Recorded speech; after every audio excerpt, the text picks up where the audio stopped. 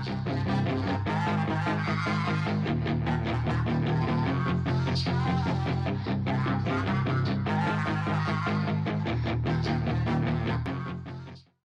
up, guys? Barry Gaming here, back with some more Idle Heroes, and today we're kind of doing like an account tune-up, but more of like a an account show-off. So, Peepco21 has messaged me on Discord. If you guys have something like this as well, feel free to message me. But he took about 2 years off from the game. I think he stopped right after like the E5 transition kind of came out, so it was right around like 2019 anniversary, so pretty much he quit 2 years ago, but most of his progress was from even before that.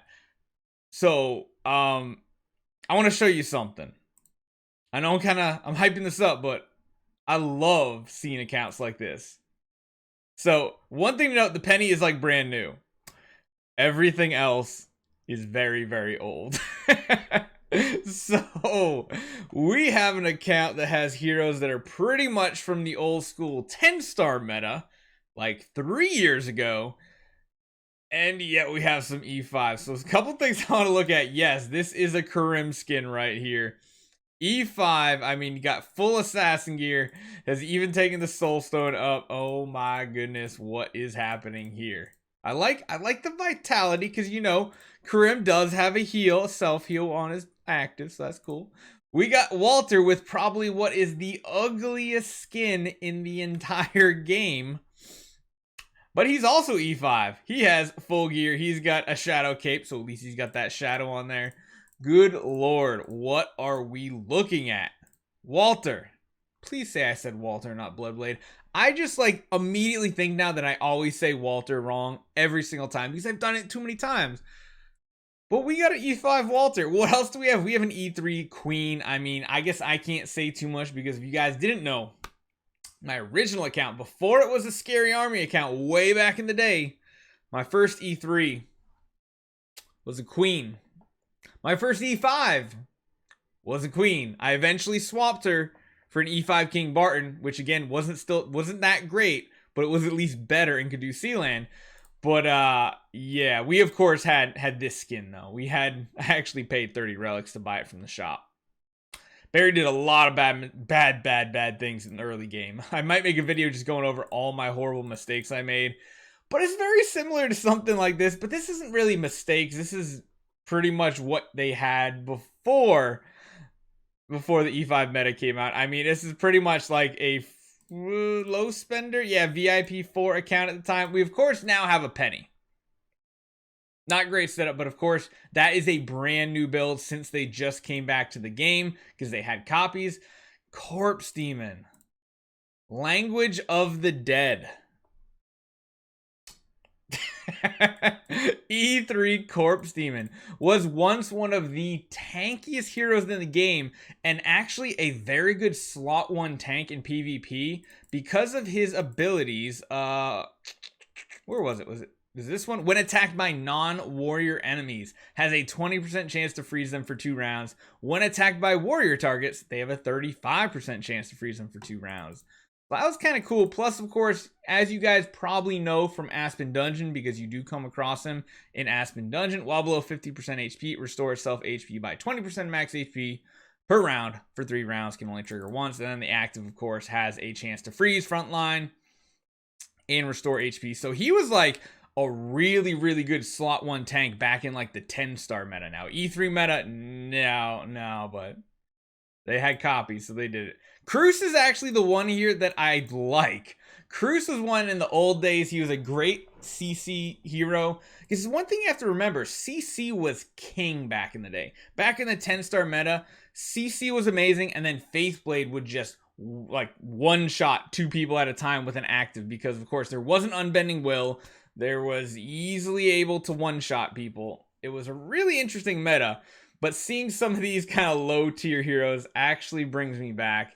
And what we need to do here is we need to give him some advice to figure out where to go with this account. Now, granted, my first recommendation was maybe you want to start from scratch, play a free-to-play, low spender on a brand new account, see how it works out. But if we want to try to salvage this, we need to figure out what heroes can be swapped because we got 2 Abyss heroes, We got 2 shadow heroes. All of them need to be swapped with better hero copies, because one thing you're going to know, Sealand is abysmal.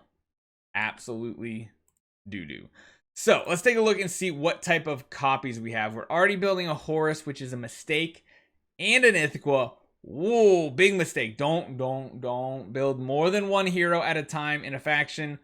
Plus, please don't build heroes like this when you got ones that you should really be swapping. So Horus, Ithaqua, they're already being leveled up. They're already wasted 2 copies on each of them. That kind of means Tix is the only one that's, or Eloise are swappable heroes. We'll take a look and see what they have in the bag too. Do we have anything good here? We have some relics, but again, we don't want to use that for hero copies.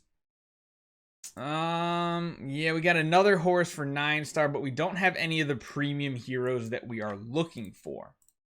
My advice is collect up Eloise and Tix copies. Do not build them. Do not build them at all. Just get the copies. And since you do have... Oh, wait. I thought I saw soul stones.